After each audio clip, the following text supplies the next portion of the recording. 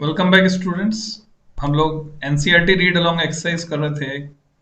तो आप class 11th की एनसीईआरटी ओपन कर सकते हैं। यह है article 7.4 linear momentum of A system of particles. तो लीनियर मोमेंटम क्या होता है आप जानते हैं।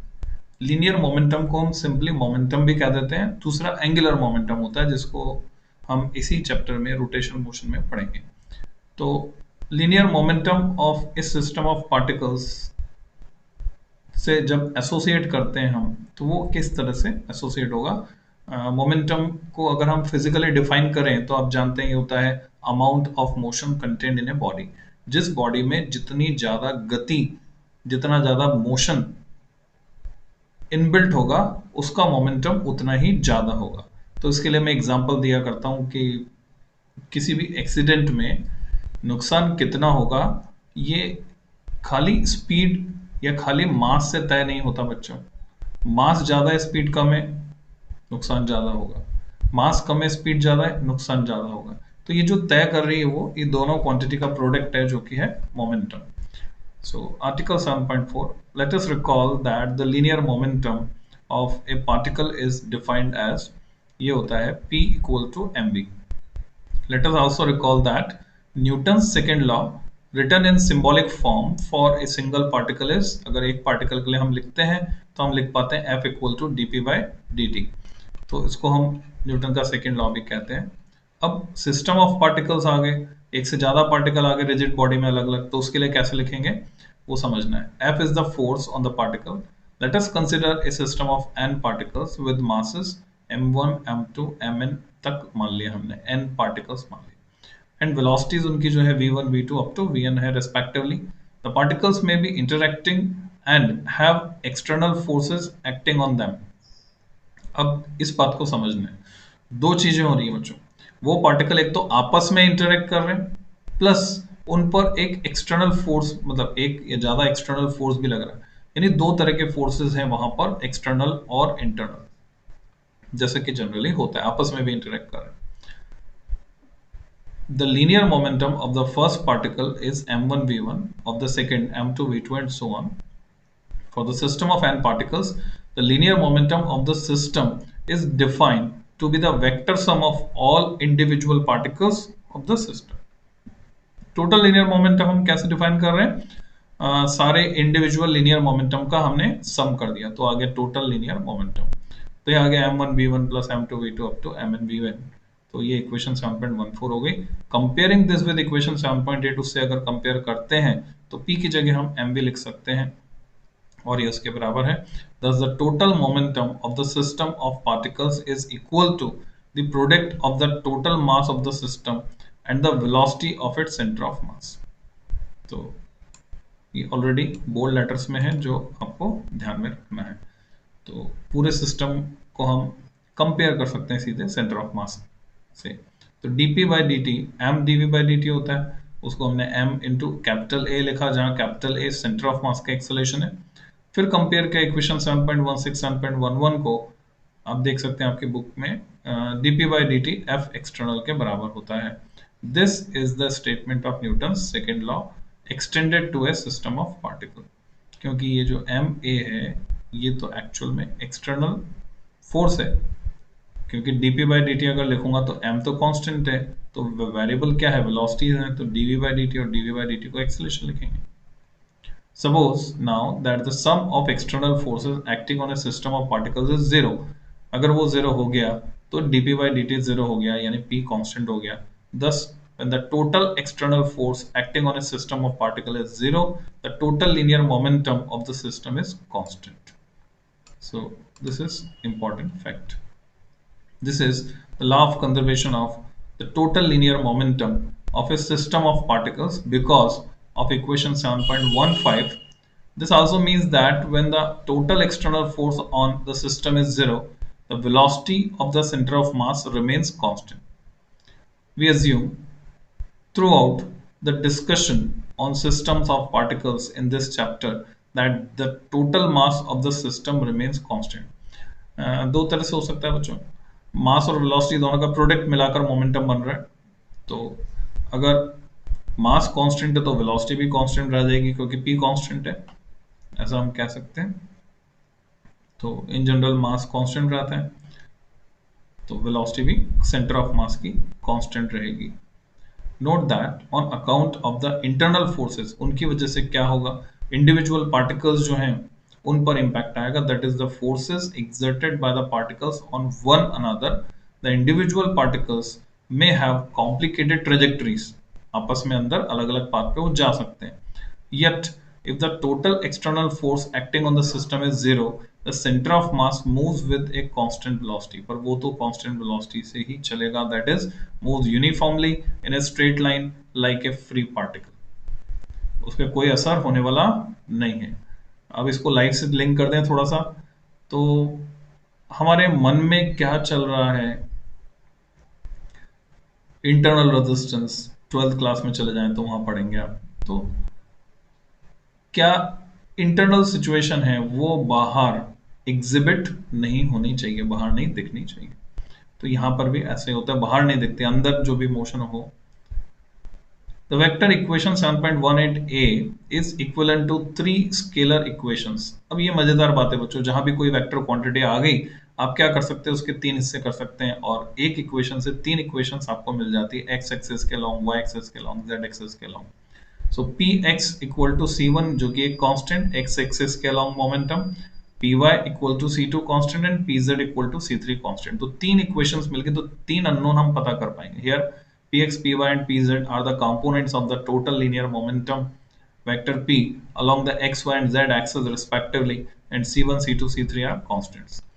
तो जैसे एग्जांपल के लिए ये है हैवी न्यूक्लियस आरए, आरए से क्या बनेगा बच्चों, रेडोन बनेगा कि रेडियम बनेगा, जस्ट फाइंड आउट।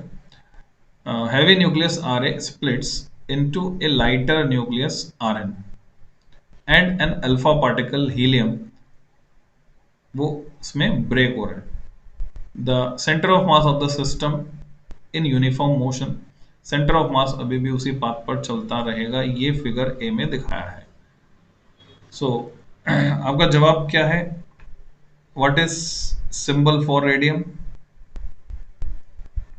कौन सा रेडियम है, कौन सा रेडॉन है?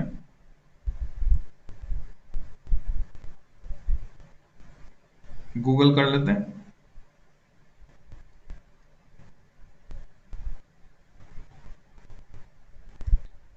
तो बच्चों जो आर ए है, R A is the symbol for radium. तो रेडियम ब्रेक हो रहा है रेडॉन और अल्फा पार्टिकल में। और बी, फिगर बी में क्या दिखाया है, the same splitting of the heavy nucleus R A with the center of mass at rest.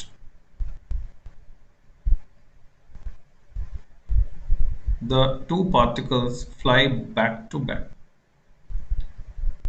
ये एक तरह की स्प्लिटिंग है, ये दूसरी तरह की स्प्लिटिंग है।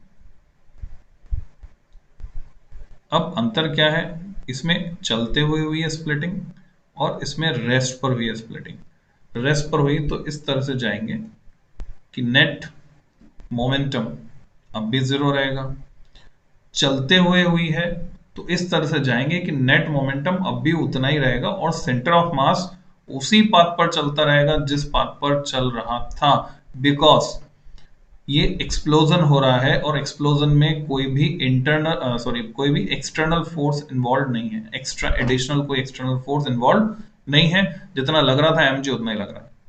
As an example, let us consider the radioactive decay of moving unstable particle like the nucleus of radium. Radium यहाँ पर भी आ गया, हमें गूगल करने की जरूरत नहीं थी।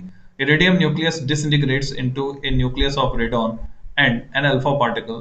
The forces leading to the decay are internal to the system and the external forces on the system are negligible. So the total linear momentum of the system is the same before and after decay.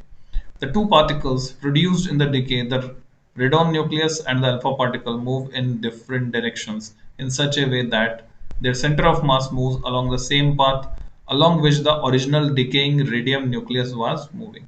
और ये सारे experiment आप करके देख सकते हो, जो last lecture में मैंने आपको आइडिया भी दिया था रॉकेट वाला, अब की बार 2 पत्थर लेकर उनके साथ कर सकते हो, या दिवाली आने वाली है तो अगर बम आपको फोड़ने ही है तो ये आप बम्स उनके उनके साथ भी एक्सपेरिमेंट कर सकते हो। अब क्रिएटिविटी आपके अंदर कितनी है उसके हिसाब से आप डिफरेंट डिफरेंट सिचुएशन सोच पाओगे। If we observe the decay from the frame of reference in which the center of mass is at rest, the motion of the particles involved in the decay looks particularly simple. तो कौन से frame of reference से हम देख रहे हैं उस पर द प्रोडक्ट पार्टिकल्स उस पर डिपेंड करेगा, फ्रेम ऑफ रेफरेंस पे move back to back with their centre of mass remaining at rest, जैसे कि 7.13 बी में हमने देखा। 7.14 में क्या देख रहे हैं हम, ए में देख रहे हैं trajectories of to stars S1 जो कि डॉटेड लाइन से है, S2 सॉलिड लाइन से है, 2 स्टार्स चल रहे हैं, forming a binary system with their centre of mass C in uniform motion. देखिए सेंटर ऑफ मास C तो स्ट्रेट लाइन में चले जा रहा है और 2 स्टार्स जो हैं वो आपस में इस तरह से घूमेंगे कि उनका सेंटर ऑफ मास उसी स्ट्रेट लाइन के अलोंग चलता रहेगा। तो ये ट्रेजेक्टरीज दिखाई हैं। और बी पार्ट में दिखाया है the same binary system with the centre of mass C at rest, rest पर है तो वो वहीं घूमते रहेंगे। तो ये थोड़ा सा कॉम्प्लिकेटेड है, ये थोड़ा सिंपल फॉर्मेट है, ये थोड़ा सा कॉम्प्लिकेटेड है, ये थोड़ा सिंपल फॉर्मेट है, पर यहां से समझ में आ रहा है कि सेंटर ऑफ मास कैसे मोशन करेगा। Move back to back with their center of mass remaining at rest. In many problems on the system of particles, as in the above radioactive decay problems, it is convenient to work in the center of mass frame rather than the laboratory frame of reference. तो अगर हम centre of मास पर बैठकर motion को consider करें तो हमारे लिए आसान होगा। इन astronomy binary double stars is a common occurrence. ये काफी इंटरेस्टिंग फैक्ट होता है, डबल स्टार या बाइनरी स्टार बहुत मुश्किल से मिलते हैं, ढूंढे टेलीस्कोप से देखकर ढूंढने पड़ते हैं। If there are no external forces, क्योंकि वो अपने ही गुरुत्वाकर्षण में बंधे हुए रहते हैं। The centre of mass of A double star moves like a free particle as shown in figure 7.14 जो अभी हमने डिस्कस किया। The trajectories of the two stars of equal mass are also shown in figure. They look complicated. If we go to the center of mass frame, वहां चले जाएंगे तब ये सारी complication खत्म। Then we find that the two stars are moving in a circle about the center of mass, which is at rest. ऐसा दिखेगा। Note that the position of stars have to be diametrically opposite to each other. तो ध्यान से दोबारा देखें बच्चों इस diagram को, ये स्टार यहाँ पर है डॉटेड लाइन, तो ये यहाँ पर है। तो अगर सेंटर ऑफ मास रेस्ट पर बना देते हैं तो ये डायग्राम कन्वर्ट हो जाता है बी में, diagram a figure A convert हो जाता है बच्चों बी में, इस तरह से। तो centre of mass reference system में जब हम बात करते हैं तो हमारे लिए आसान हो जाता है।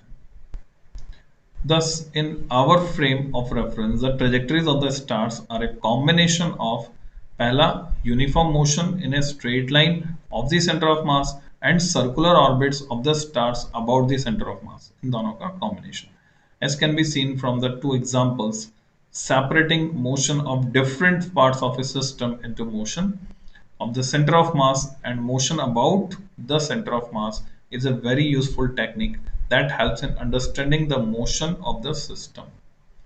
तो ये जो पूरा डिस्कशन हमारा रहा उसका निचोड़ क्या है, उसका एसेंस क्या है, इन एग्जाम्पल से हमें क्या समझना है कि अगर हम मोशन को सेपरेट कर दें दो पार्ट में, मोशन एक तो सेंटर ऑफ मास का और एक motion about the centre of मास, तो सिस्टम ऑफ पार्टिकल्स के मोशन को समझना आसान हो जाएगा। इसके बाद बच्चों इस चैप्टर में vector product of two vectors की डिटेल है, जिसको मैं नेक्स्ट वीडियो में लेता हूं। वेक्टर प्रोडक्ट को हम पढ़ेंगे, कंपटीशन लेवल पे जाएंगे तो वेक्टर ट्रिपल प्रोडक्ट भी आपके सिलेबस में है। मैथमेटिक्स में आप पढ़ते हैं 12th लेवल पे वेक्टर ट्रिपल प्रोडक्ट को भी, यहाँ बोर्ड में बहुत सिंपल 12th लेवल में ही हमें A cross B simple format से हमारा काम चल जाता है। तो मिलते हैं नेक्स्ट लेक्चर में। Happy learning.